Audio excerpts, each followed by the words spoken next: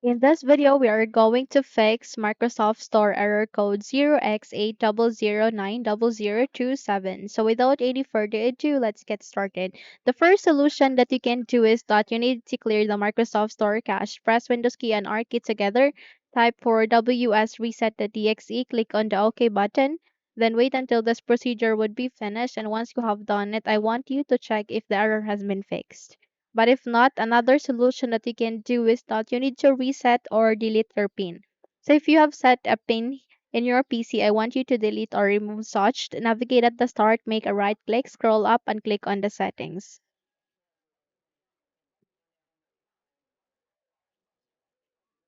At these settings, please navigate to the left pane. You can see accounts, click on it.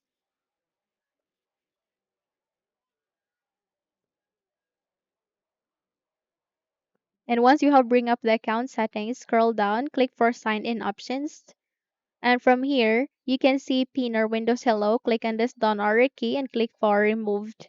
So click on remove pin and it will ask you to confirm. Just click on remove and then restart your computer and your error will be fixed. Okay.